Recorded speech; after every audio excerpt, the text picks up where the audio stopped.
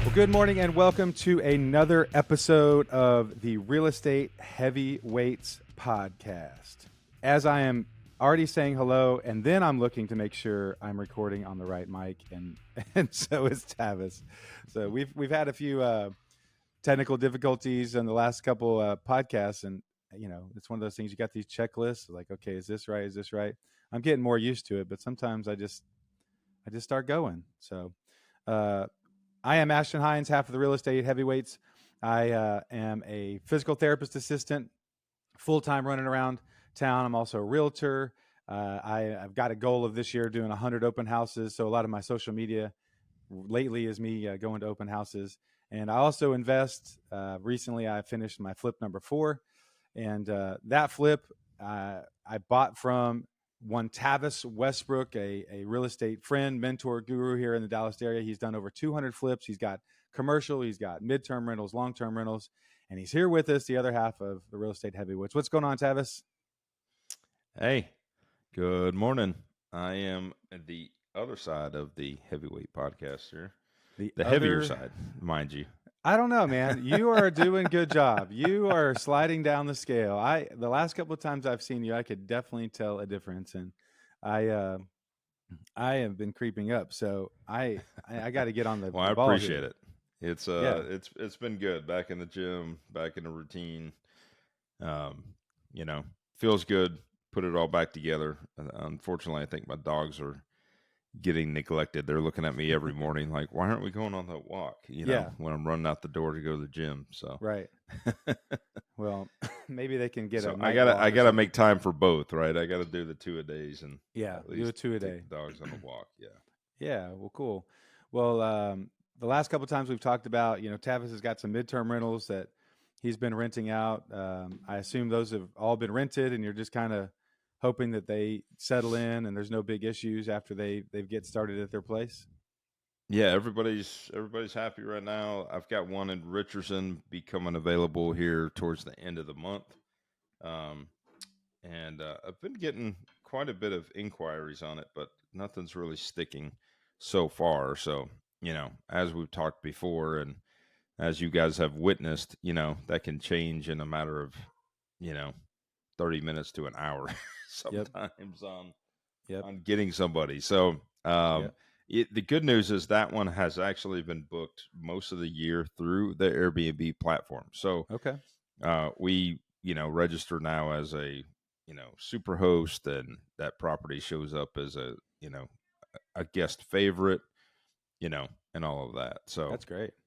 Nice. How's the flip going over in Wiley? You've been posting some videos. Looks like the guys are making really, really good progress over there. Yeah, they're doing well. I was just on the phone here a little while ago with the guy that's going to do some trim work and hardware work, and he was trying to, he's kind of a new guy that I'm trying out, and he was pushing back a little bit on my rules about no shoes on the carpet, and that was going to be hard to relay to his guys, because he didn't have booties and he's going to have to get booties for them. I said, tell them to take their damn shoes off. It's fine. Right. And he's like, we need to do it fast. And I don't care. Yeah.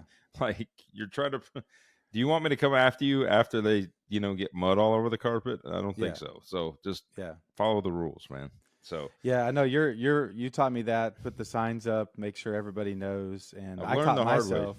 Yeah, when I caught myself, I would run over there for 5 minutes, and then I would keep my shoes on. Inevitably, I'm in there, and then one of the subs would walk in. I'm like, dang it, I'm walking around the house. Fortunately, at Mapleton, it was all wood floors and tile, but you still don't want to scratch things up. But yeah, it's one of those things where if you just lay the rules down, everyone kind of, and this is a newer guy for you. Most of your guys have worked for you for long enough; they just kind of know the system, and I'm sure they'll figure it out. Or you'll have to come back and say, look, that front carpet is no bueno. So you're gonna have to. So we're good, man. We got stagers teed up. She's on schedule. I told her maybe end of the next week I need to get the cleaning crew in there. I've got window crew. I hired a separate window cleaning crew that I've been very happy with in the past. They've done my commercial building. They've done my personal house, once a year, they come to my personal home. Yeah. and they do an amazing job, and they're very Yeah, I need their affordable. number. Yeah. I need their number. That's a mess. It's a Um, mess out there. but this house is a giant 2-story, and Mm. so I'm like, yeah, there's no way I can expect my cleaning crew.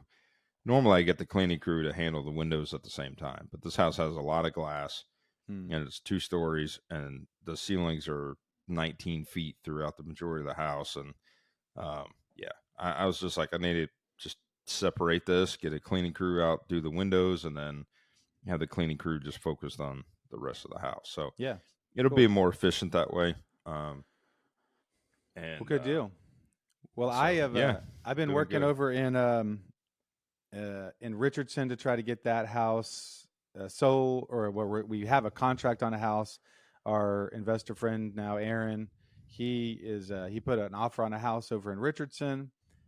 We went back and forth. I think he got a good deal on it. We were hoping to get it for a little cheaper. Tavis and I were kind of pushing from more of the investor side of, hey, Tavis happened to know how much the house next door had sold to an investor in the previous year, and so we had some inside knowledge of like, look, the offer we gave is not an investor offer, and I think the homeowners were sort of interpreting it as like, look, you're trying to take advantage of us and make money, and we're just trying to get out of this. And like, no, actually, a real investor offer was made on the house next to you, and it was about 200,000 less than what we're offering. So I think we're going to talk about this later in the show. Is just sellers' expectations and some of the things that they miss on valuation. And because Tavis and I walked a potential purchase over in a similar neighborhood, actually, Canyon Creek and Richardson, and after we walked and we looked at it, and I guess Tavis gave the number, the sellers idea of what they were supposed to get out of it was just far and away above what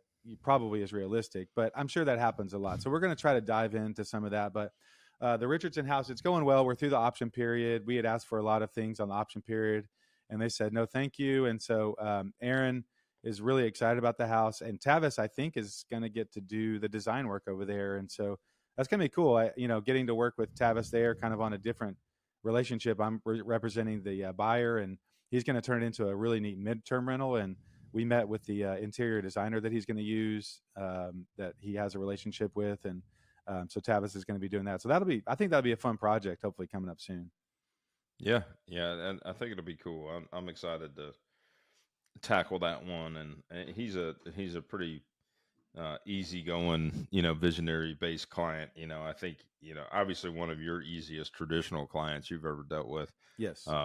And because I think, the advice and opinion coming from us were pretty strong to try to negotiate this thing down based on the findings. And he was just, hindsight was like, no, I want it. What do we have to do to keep it? Yeah, And so, he's looking at the big picture, and he's got a vision for building, a portfolio of these things, and he's in it for the long yeah. game. And so he doesn't want to take huge losses on any one thing, obviously, but he's going to hold this house for a long time. And so, instead of trying to get it down in, let's say, another 25 grand before the purchase, he's looking at it. I'm going to have it for 10 years. Let's go ahead He's and betting on he's the betting appreciation. on the rapid appreciation Yeah. for So this area. yeah, And that's and understandable. that is true. It just also, there's those other elements, right, that we were trying to kind of, coach him through, that it lacks some wow factors, and so and it lacks some architectural things that we couldn't change. So Right. but But we're going to be able to design it. I think by the time it's done and we open up the kitchen, you do your thing, and the designer, like, I think the vision for it is awesome. And it was, some of these things that we found on the inspection, like big things, like we're going to have to replace the suet, the cast iron. The pool had some pretty serious problems, and it's like, we're going to have to fix these regardless. And so we're trying to get some concession there. But at the end of the day, he's super excited about it. I'm excited about it. I think it's going to look awesome when it's done. The neighborhood, I actually really sold the neighborhood for him, because we were looking at a different part of town. I mean, man, this Canyon Creek is really great. And I think the more time you spend over there, Canyon Creek area is just really, really cool in Richardson. And so I could definitely see myself living over there at some point. It just has a neat feel. And so I think once he puts his touch on it and it's a part of that neighborhood that's kind of turning over, it's going to do really well as a midterm, because the radius of the feeder, the families that could use that as a midterm, I think are going to be really cool. So, well, that's what I got going. Tons of open houses. I got one more booked for this weekend. I'm looking to pick up another one. I'm comping a ton of houses for investors. I sent 5 properties to an investor yesterday to look at as possible purchases for rentals. I think they would actually make really good on-market rentals if we made a decent offer, but they're actually, the numbers pencil. So just trying to make some stuff happen and just trying to stay busy. So why don't we do a little bit of a market update? So the Dallas market, similar. It's overall 41 days on the market. It's definitely gone up over the last month or two. Things are sitting a little bit longer, and especially depending on which county you're in. Collin County seems to be, on the higher end of things as far as the average goes. One interesting statistic I did see is that between December and January, we added 3,500 active listings, and that actually is almost to the number exactly what we went up last year. So from December to January last year, it went up 3,500. And so this is just the time of year. November, December is a little slow. And then people start picking up in the spring. They start wanting to kind of make things happen. My open houses this last weekend, I had 9 groups come through Saturday, 9 groups come through Sunday, completely different areas of town, completely different price points. So hopefully the activity is picking up soon. And maybe by the time you get your Wiley house on the market ready to go, you'll get really good activity and maybe get some multiple offers. So what's your timing over there, you think? Probably 2 weeks, week and a half, 2 weeks out from going on the market. So nice. And I've been watching it, and there's really not a lot of inventory over there at all. So, yeah, I'm excited to get it out there. And the other cool thing with that particular property is this was just the right convenient deal. I mean, typically, I think getting a flip in this area, unless it's like some kind of major damage, right? Fire, flood, something like that. I think it's kind of rare to get into an opportunity because these homes were built in the early 2000s, like 2002 build. And they're big homes and the price points are higher. So I just don't think there's a lot of typical opportunity for investors in this pocket. Mm-hmm. As much as I would like to do another one over there. But when you start looking at, and it's mind boggling to me because I got licensed in 04. So to me, looking at a 2002 build, it's like, oh, it's a new house. And, right. And we look at it, it's, it's a 20-year-old house, right? Yeah. So they're dated. And so now looking at comps and everything, it makes me feel good because most of them are dated and more of the old world or traditional, finish out. And so, of course, being able to update it and do, new paint schemes and design trends of today's, 2024 market, we should do well. I think it's going to be super attractive. The other thing is there's some new builds in the area that are about $100,000 higher in price point than where we're going to be, and they're smaller, and they're just really plain and simple. I mean, they're builder grade stuff, just very basic, like this house was originally, and but it's whites and grays and just kind of simplistic. So it'll be cool. I mean, again. We talked about this before, and I'm seeing this a lot with competition right now, other flippers, and I just wish I could tell them, like, it's worth spending the money to stage it. Like, I mean, I think that the first quote I got was about $3,200, and that was including doing the game room. I think my budget was $3,000, but I think I'm going to pull the game room out of it and just do the downstairs because the game room's a game room. I mean, somebody can visualize and see what that could be. But it's worth it, staging, right? I mean, crazy what it does. Yeah, I just think it's well worth it. You price it right, you stage it. It just takes any of that guesswork out of it. It's going to put it together. I mean, it's the same reason that builders make a model home and spend the money on the model home to walk you through, and then you go walk a spec build, and you're like, oh, it's the same house, same floor plan. Oh, yeah, okay. It's not nearly as sexy, vibe. Yeah, it's interesting.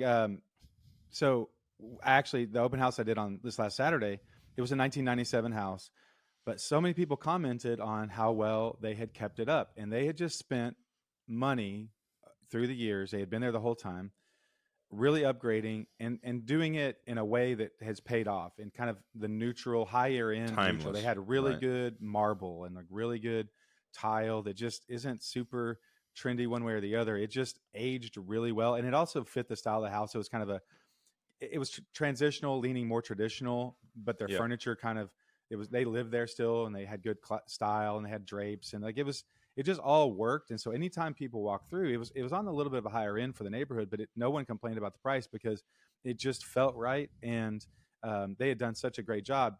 Compare that. I've got another client looking right now on the higher end of things, and he wants 2000 or before, or 2000 or newer. Well, there's a lot of houses in that realm, especially if you're looking at a 5,000, 6,000 square foot house, to do even just a sort of a lipstick remodel to that. I mean, you're dropping serious money, and a lot of these people have not. And you got the old school, just wrought iron banisters and old school wood and tons of trim. And it's just does not feel updated, but technically it is 2000 plus. And so it's finding that combo of someone who's actually put some money into it, or maybe they just made really good choices a long time ago and it's aged well is super tough. So Yeah. yeah, market tip of the week, like always, stage your freaking house. It's $2,500 to $3,000. Stage your house, get professional pictures. You will really, really do much better. So why don't we touch on a little bit of news? So a couple things. We'll touch on three quick articles here. The big one for Tavis and I, we work for Keller Williams, and we've touched on it multiple times. There's been some national class action lawsuits. Some of them have been going for several years. A few of the smaller ones really came to a head earlier this year. They started to settle. Some of the big brokerages decided to settle. Well, finally, Keller Williams has settled one of these, I think, for $70 million. And they have agreed in principle, very similar to some of the other brokerages, to change some of their education, to also not require that agents put a buyer's commission on their listings. And they're also not requiring their agents to join the National Association of Realtors. So, what that looks like day to day, right now, it's not different. But I think, the more these get settled, the more they get adjudicated on these different class action suits that are still going, even bigger suits, more national suits. It's inevitable that things are going to shift. Maybe it's anecdotal. Maybe it's like seeing the yellow Ferrari around town. All of a sudden you see them everywhere. If you start paying attention, it's like, I've started seeing more and more 2.5% listings on the buyer side. I've been really staring at the MLS a lot, and I don't know if maybe it's always been there and I just haven't seen it. But to me, I know Open Door and those guys, they do it, but there's more, traditional brokers I feel like are offering some of that. So maybe it's going that way, or maybe it's been like that the whole time, but we'll see. Have you heard anything from Keller Williams? I've tried to read what they put out, but is that basically your understanding of what Keller Williams decided to do? Yeah, I mean, I think, the good news is he kind of waited it out, right? And a lot of these other people were settling beforehand. So I think it was more of a strategic move to wait it out and then settle. And I mean, even though, $77 million is, a huge chunk of money, and mind you, I mean, KW is, I forget exactly where we rank now, but I mean, we're definitely in the top two internationally from a privately owned, non-public, real estate company. So I think he, made the right move, and ultimately, I think the settlement was a good thing, and we appreciate, what Gary did and his approach, in that. I haven't seen a lot of the backlash yet to kind of see what the changes are going to be made, and it'd be interesting, kind of the whole, not having to be part of the National Association of Realtors, because that's always kind of been a thing, and it was more about the fact that, as a NAR member, you're held to a higher standard as a realtor, and that's also how you gain access to MLS and, all these different tools. And so anybody that was part of Keller Williams before had to belong to that, Mm-hmm.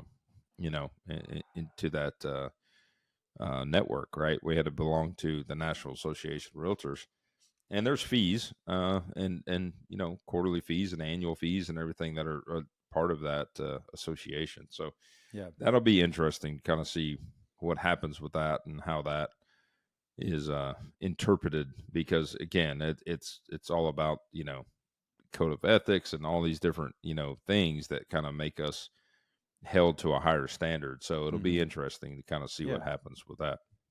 Yeah, and if anything else, I think it's on them to really come through as an education piece and say, this is the value proposition of being a member of us. It's not just this expectation of, yeah, you just have to do it. If you want to call yourself a realtor, you have to be a member. And I've never even thought about, like, well, what does this even mean for me? Well, you're just a realtor and you have these code of ethics and you've got to, but for me mentally, I don't really know what differentiates their code of ethics versus the Keller Williams versus Texas State, Trek and all that stuff. Is like, I just used to Right. act a certain way. So I think education on their piece, on their part, I'm sure they do a lot of lobbying and all that stuff, but yeah, I mean, it'll be good. They're falling apart, so they need to do something. Their PR team needs to do something because they're losing executives, they're losing membership. And so if they want to have any sort of say in the national movement of real estate, I think they're going to have to do something quickly, because I don't think they've settled actually on any of these, and they could get hammered from an entity standpoint and a financial standpoint. It might really really impact their ability to do business. So well, another article that came out, I don't know all the statistics. I just was like floored by the number, but Fox News Business had an article that they did a special, and they said 1 in 20 transactions for real estate on the buyer seller side resulted in some sort of fraud, specifically wire fraud.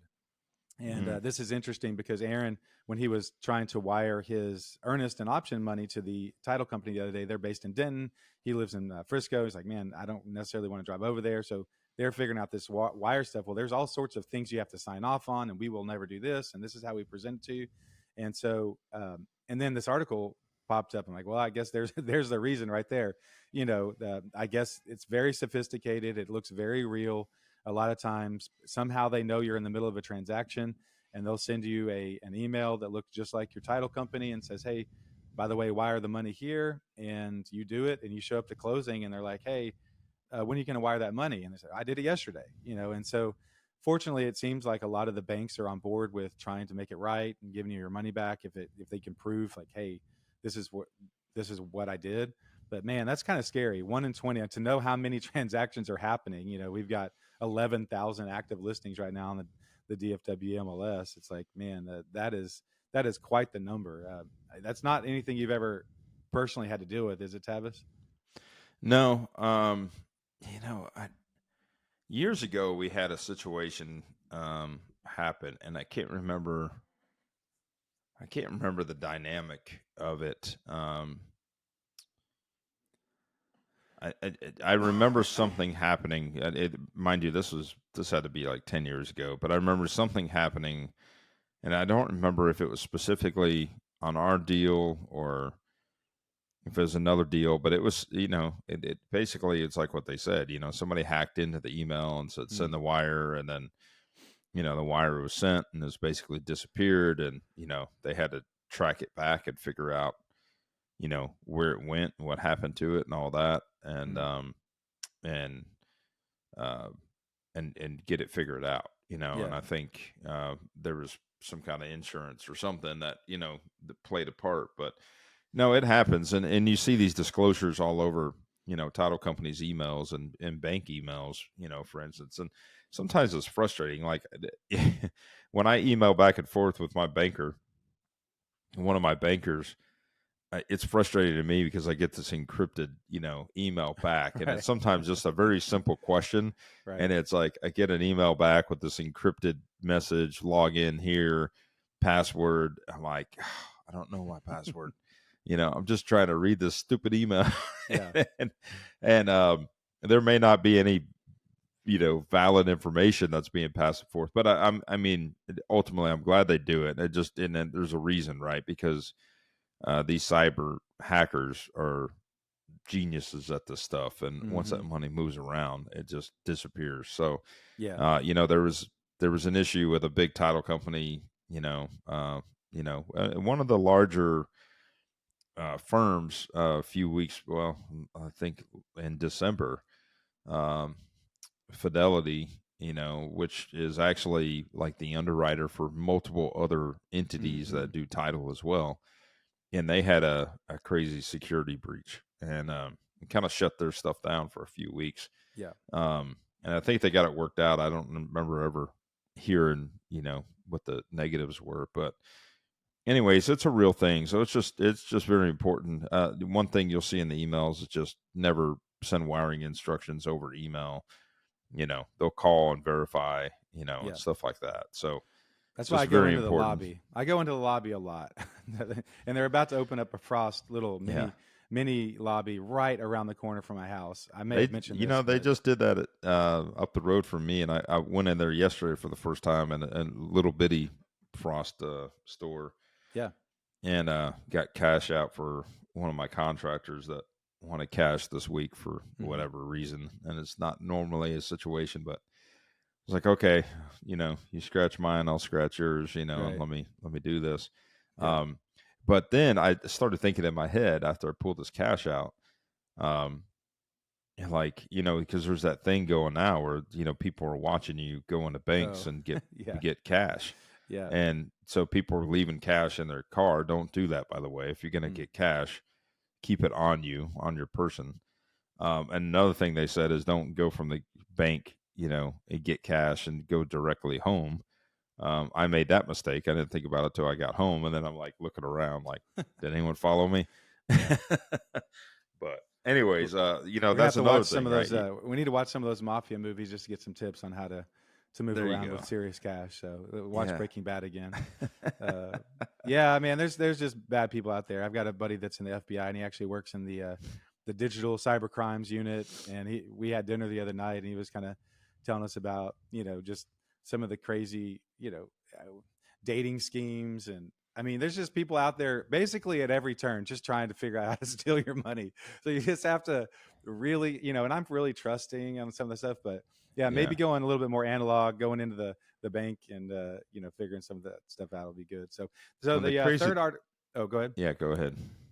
So I was going to say that the crazy thing is, with that is we think in our brains, like with the cyber hack, we just think there's some other kid on the other side of it, doing it specifically to you. Yeah. And it's more of like this big giant code that's written that's going out to reaching millions of people at one time, and somebody gets caught up in that algorithm, I mean, so I don't think it's anything specific, to target just Ashton Hines or Tavis Westbrook. It's like literally just some kind of cyber worm that goes out there and attacks it. So they're throwing out big old nets. So all right, go ahead. Yeah. Well, the third article I saw, which kind of impacts us and people I know, is there's a senator, I think in Wisconsin, trying to introduce a bill, and it's not the first time they've tried to introduce this, but the general theory is, and I'm sure the number would fluctuate depending on how they agree on it, but the general theory is, well, affordable housing is a problem, and a lot of these big corporations are buying up, dozens and dozens of homes, and it's making it really hard for first-time home buyers and people trying to find affordable housing to find houses. And so let's limit the number of houses that an entity can own. This lady had evidently proposed 15 as the number, which I think is, of course, on the surface, and I guess it depends on who your voters are in that area, that probably sounds amazing. But, 15 homes, when you really start paying attention to serious investors, I mean, that's nothing to some of these people. And they're not these, slumlord, oppressive type people. Megan and Dustin, who was on the podcast, own 22 doors over in Abilene. Well, so they're just independent. I, figured it out over the course of 5 years, how to do this and this, piece it together, just normal people. Should they be taxed at a higher rate because they own that many doors? I just think it's insane. Now, BlackRock and all these people that are coming in, love George Roddy's story, but the year that they bought 3,200 homes, are we talking about that type of level? Should it be 1,000, maybe these people that can come in and spend billions of dollars in the course of a few months and impact the overall value of an area really quickly. I guess if that's what they're trying to do, my argument would be, those types of people can operate at a scale that also makes things efficient. And if you have rent, there's also a ton of renters out there who will never afford a home, who don't want a home. And if these people can professionally manage it in a way that's better or more efficient or safer or whatever for these people, then why would we not want that either? So I don't know. What is your take on the 15 home limit for investors? Obviously it's light. I think that is their goal, right? Is to limit these institution buyers from buying up the property. And it said something about what was the? Do you have it up in front of you to see? It said in 2000, the year 2000 versus recently. No, like I don't the remember that number. statistic. Let's see. Okay, yeah, there was some statistic about showing like the amount of properties owned by investors now versus 2000 is something crazy. Oh yeah. I Okay. mean, it says they More think than it's going to save up to 3 million affordable houses. They think if they put this rule into place, it could open up 3 million units that are affordable it to says people who could buy it. investors still buying about 16% of all homes purchased nationwide in third quarter of 2023, more than double the share bought up by investors in 2000.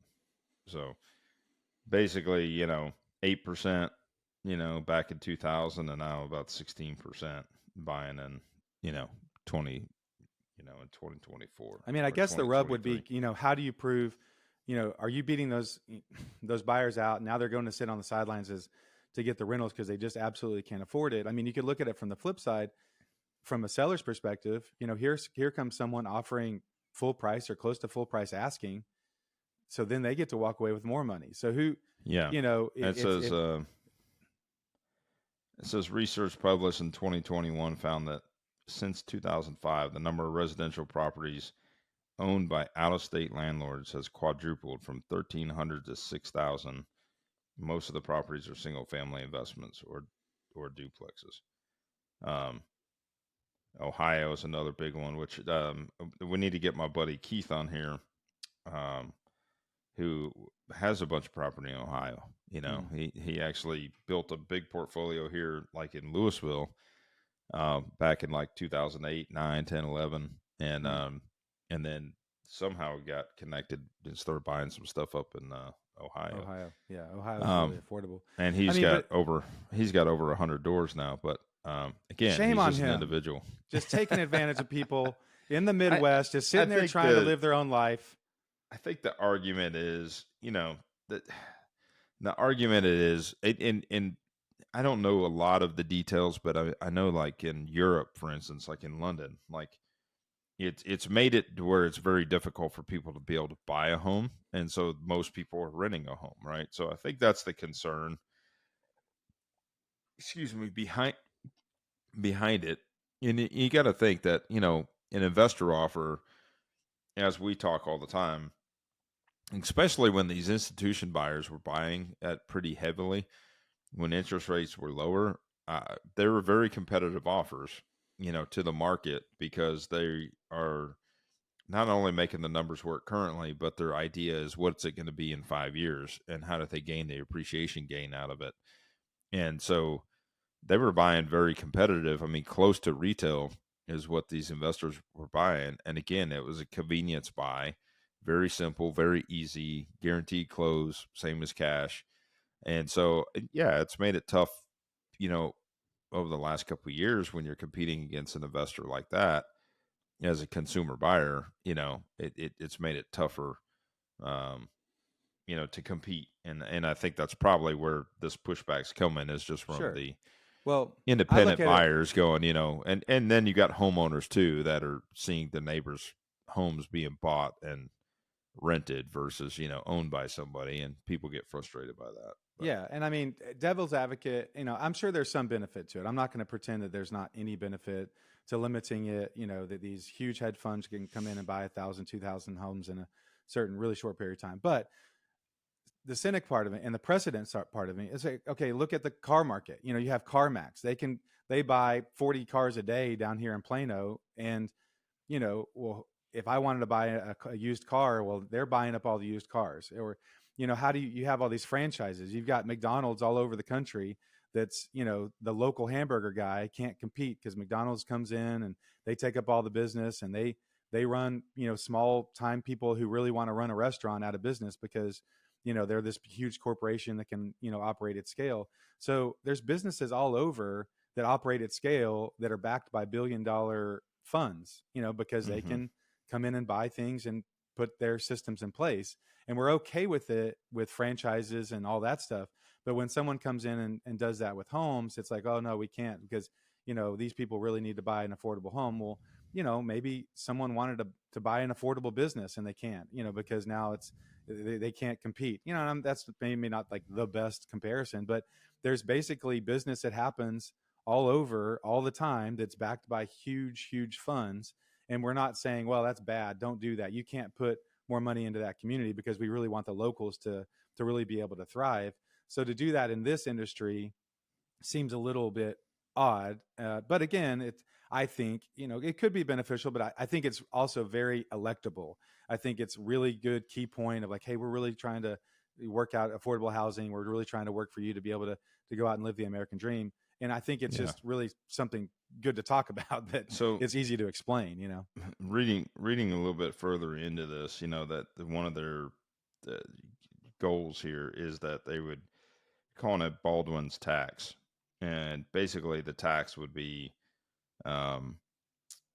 implemented against people that own, between 16 to 25 doors, and then people who own 26 to 100 doors. So they're saying like basically like a 3% of purchase price for investors that buy 16 to 25, and then 5% purchase number, or 5% tax, I guess, on people that own 26 to 100 properties. And we're supposed to trust the local government to take that extra 3%, put it in some bank account, open up a grant system, and offer that money to other first-time home buyers as some sort of like down payment assistance. They're talking about splitting it between a housing trust fund and a capital magnet fund that could build or rehabilitate over 300,000 housing and for extremely low-income Americans to help finance 2.7 million units for low-income housing, according to Baldwin's office. So, yeah, I think like what you're saying, it's all like a push for the local government to manage this grant program to give back to, homeowners and people that are in a, bad spot. And then, the government gives out this, this free money, if you will. Yeah, I'm sure that'll go well. I'm sure there'll be no fraud, no odd things going on when you give the government just millions of dollars just to try to figure out how to spend. And how are they really going to know? I mean, when you have multiple entities, I mean, how are they really going to know? LLCs, right? Yeah. Anyway, I don't know. I just think it's ridiculous. But.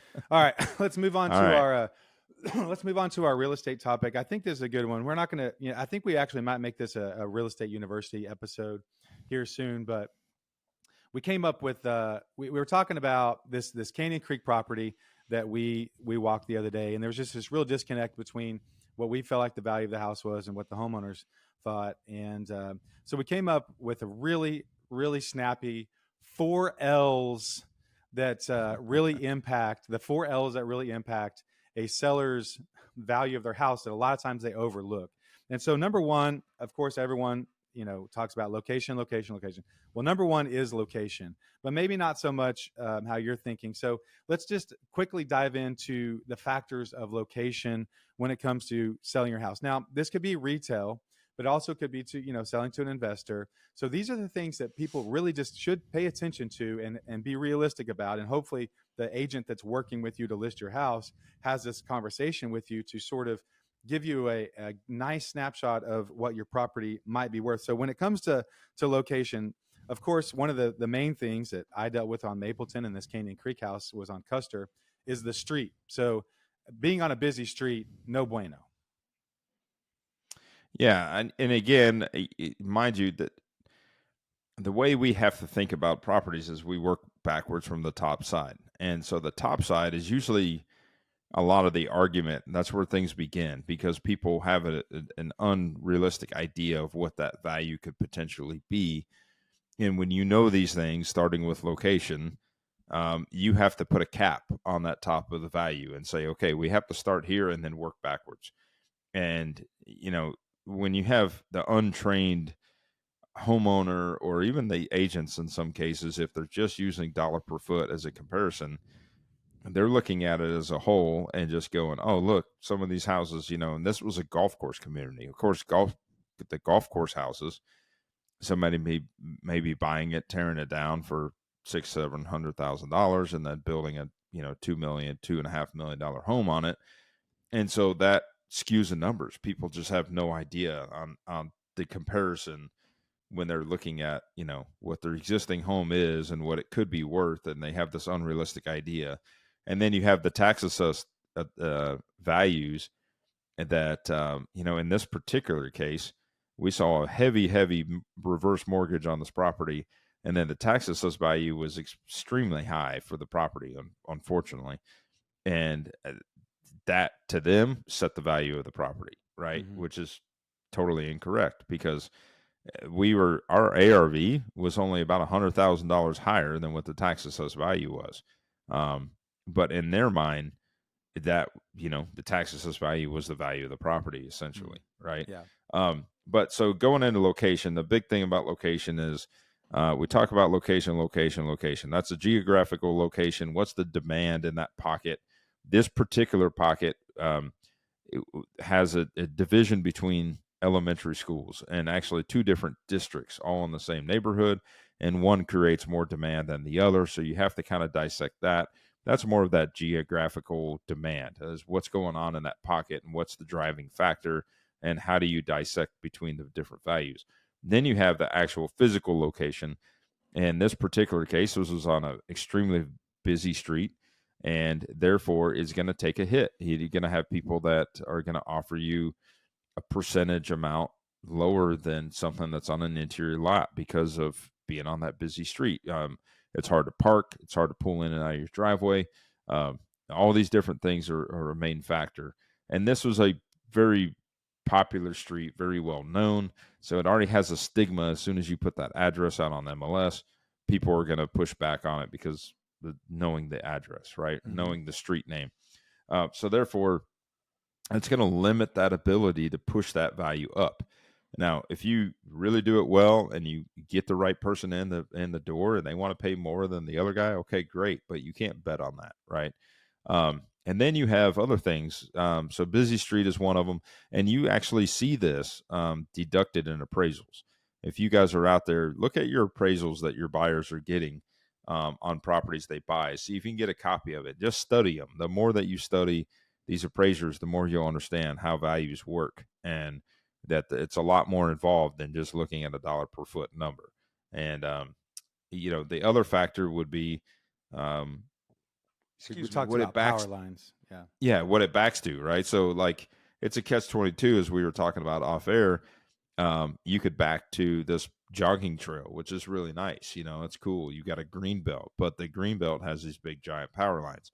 They don't necessarily bother me too much, but they bother a lot of people. Mm-hmm. And not only, we've talked about this before. How many different ways are you selling the property? You're selling it 4 different ways. You're selling it to the buyer, the buyer's agent, the inspector, and the appraiser. So one of those people are going to have a problem with it, right? Whether it's the buyer's agent or somebody's going to point it out. And the main reason that we as agents will point out things like this is to let the buyer know that they may be challenged with this in the future. It may not bother them now. I mean, how many times have you gone into a listing appointment with a property that backs to a busy road, or it sides to a busy street, or it backs to apartments, or it backs to commercial, and the homeowner that owns the home goes, "Oh, I love it. It's quiet. I've got no issues. Like, mm-hmm. I back to commercial, no big deal. I got no neighbors looking in my backyard. It doesn't bother me. I love it." Mm-hmm. Okay, great. But somebody else may not, right? And they may have the stigma before they walk in the door.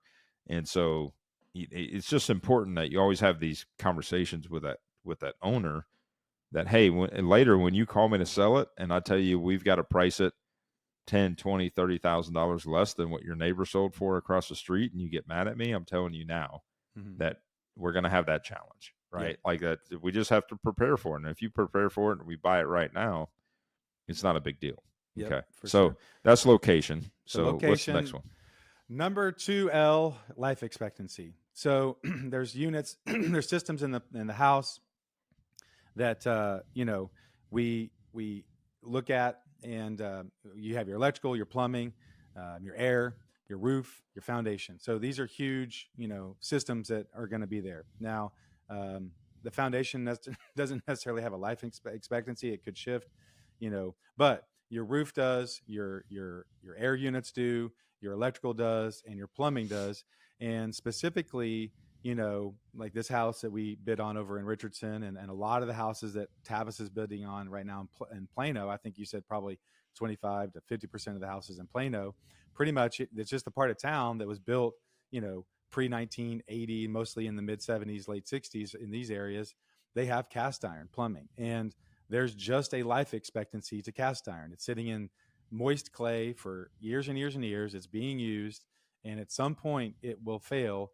And so the lifespan of these systems has to be taken into account. And so, talk a little bit about, I know this Canyon Creek one had this issue as well, and it was their electrical was the issue there.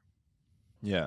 And yeah, because I believe that home was pier and beam, and they had already changed a lot of the cast iron, I believe, to PVC underneath the home. So that does help.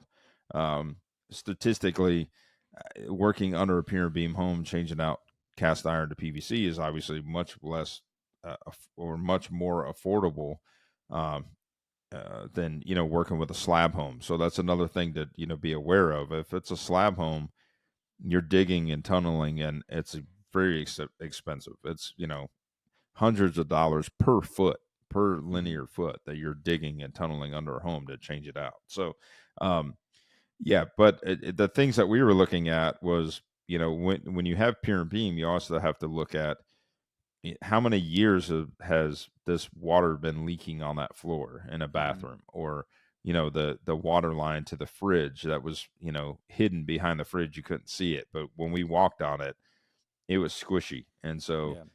not only is subfloor bad, but then you've got stringers and the structure under the home that needs to be addressed. So that was something that we saw as a big red flag. That's another thing And the then real estate heavyweights could offer as a service. We a little bit heavier. We could just walk pier and beam houses, and just like, hey, it's going to be you squishy for us. Yeah. Miss Johnson, 115 pounds. You may not realize it, but that floor is a little soft. Because when we walk in a house, we start finding problems. You're like, heck, you might want to pay attention to that one. The thing that gets me is always 2-story homes.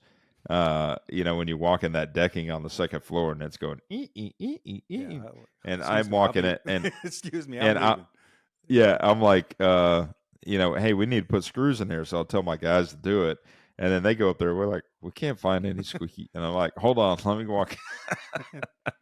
Let me do it. It's squeaking. Man, I'm telling you. that's a great service we could offer. That's great. Yeah.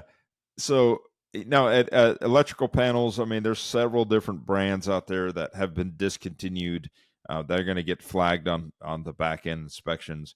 And one of the big tell-alls is just that, if where the panel's located. So back in the day, panels out of convenience were in master closets a lot of time, right? Or in bedroom closets, out of the way. But, they soon realized that was a fire hazard. If you had a breaker that failed and sparked and tripped and you had a bunch of clothes in there, it didn't take much for all that stuff to ignite and catch on fire, burn your house down. So, that they've changed that code now. So those panels need to be, if it's in a closet and you need to keep all the home runs in the same location, you need to move the panel to the outside. It needs to be a waterproof panel, etc.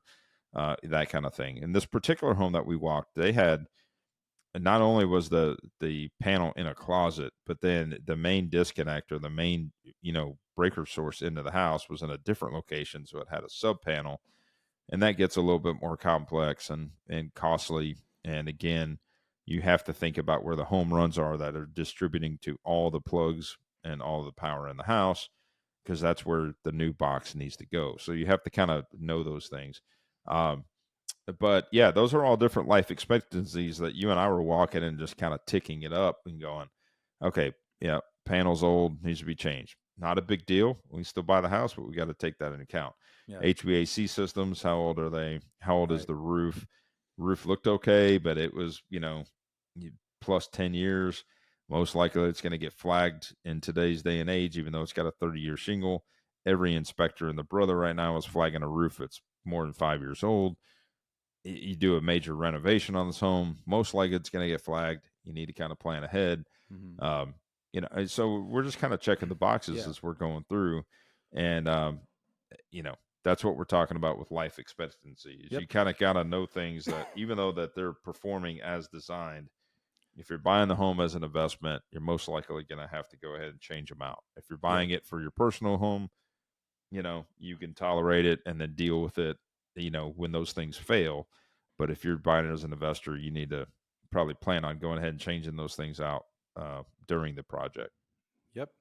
So number 3, we'll kind of go through these a little quicker. Number 3 is lot. So this one over in Canyon Creek had almost a half acre, but it was on the busy street. It was a corner of a cul-de-sac, kind of a funky lot. And, on paper, it's like, wow, that's huge, but the setback, setbacks are sort of these legal requirements by cities that say you have to have this much distance from the street and the sidewalk and all the different setbacks that were obviously in play at this house. And then, the backyard had a pool and it was, it was kind of pushed back towards the back of the property though. So the backyard itself wasn't that big. The front yard was pretty large, but then again, you're right on this really busy street. So they're advertising, wow, it's almost half acre. Well, and it's a 1-story house, ranch style type house. It kind of spread out over the lot. And like, well, that's great, but there's just not a whole lot usable here.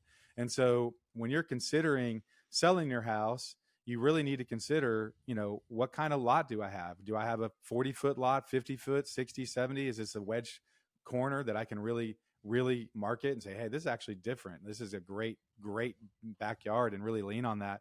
Or is this lot, kind of funky and you're going to have to fight that layout every time someone comes and looks at it and they kind of walk outside like, this is a little different than the pictures. I'm not really sure about that, but yeah, I mean, that's definitely something you have to take into consideration. Yeah. And then obviously the topography to the lot too matters, right? So you could have a really big lot, but you could have like an acre lot and the usability of your lot is a tenth, right? You could be 0.10 that's actual usable because the back of your lot drops off 500 feet down a mountain, Right.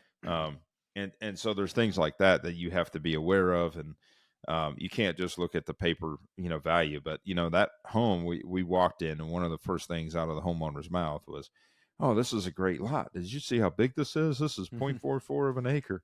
Yeah. And we walk out in the backyard and it's like almost like your typical Plano house. You walk Right. outside, Yeah. it's got mostly all pool, very little bit of yard. All pool, all neighbor's fence. That's what you could see.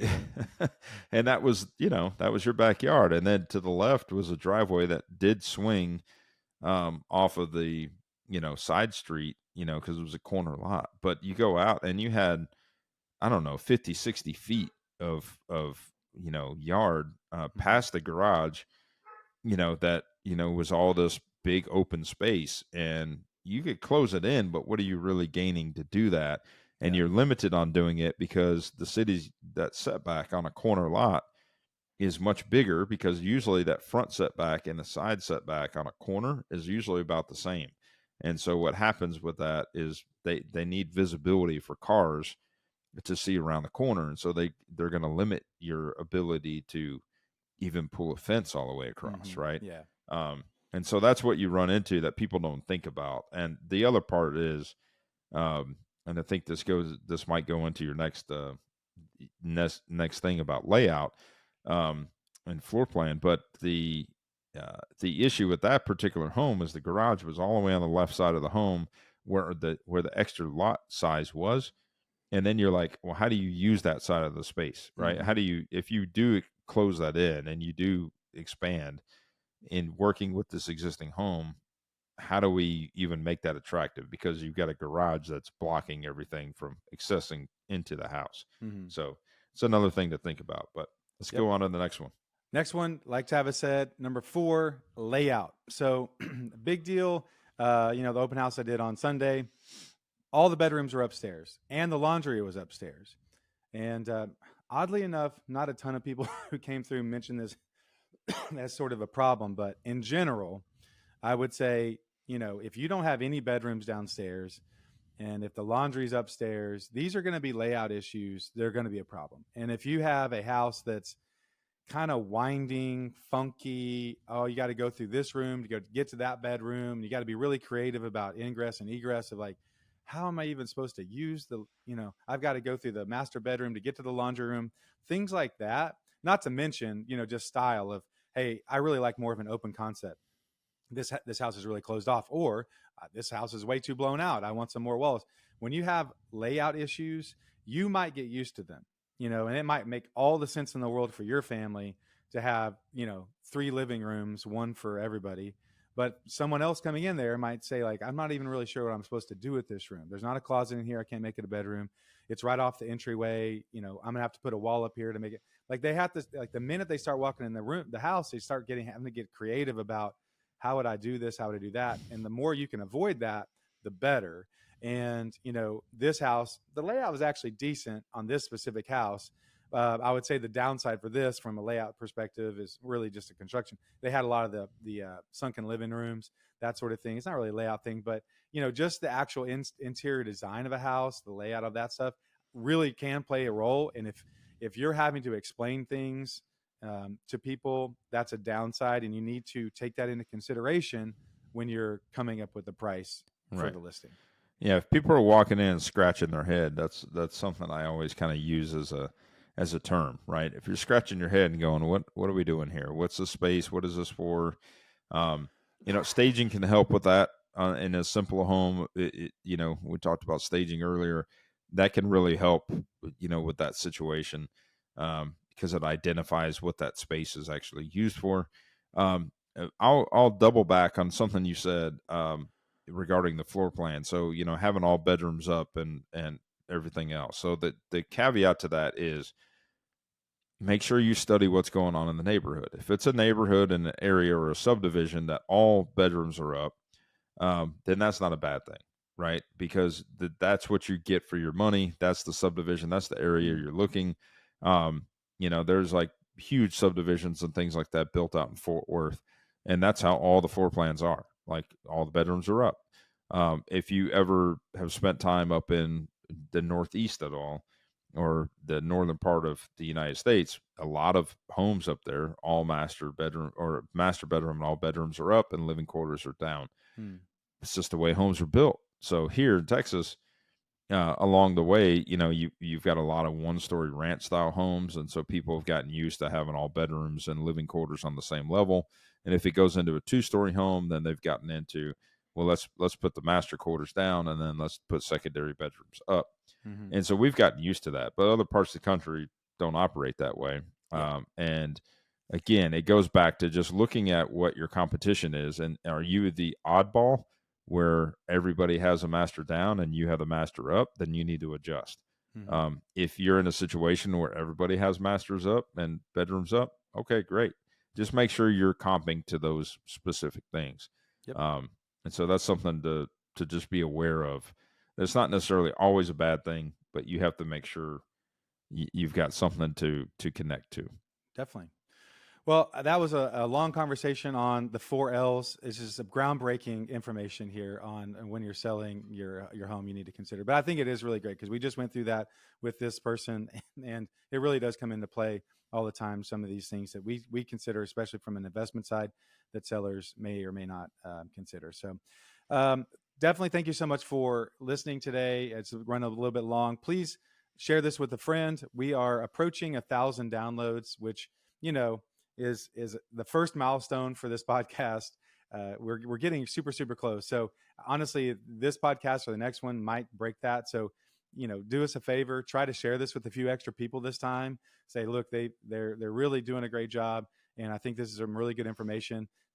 Share it, give us a review, try to get us over that 1,000 download mark. And it make me feel good, make me happy for the day, for nothing else, just do it for that. So you can find me on Instagram, Dallas Real Estate Guy. I'm on Facebook, posting all the time about activity I'm doing. If you if you are out there looking for investment homes, I'm on the MLS a ton lately. I'm trying to find rentals for a few folks, or we just found a midterm rental for someone. So I'm happy to scour the MLS, try to help you out. I know Tavis is out there, bidding on houses left and right, trying to find another flip. He's finishing up Wiley soon. I would love to get into a flip here soon. So if you have something that's not MLS appropriate and you think would be better to be sold cash, kind of quickly, definitely give us a call. Tavis would do a great job to come out and kind of explain the whole process to you, how to come up with these numbers. And so please reach out to us there. Tavis can be found on Instagram, Facebook, Tavis Westbrook, Travis without the R.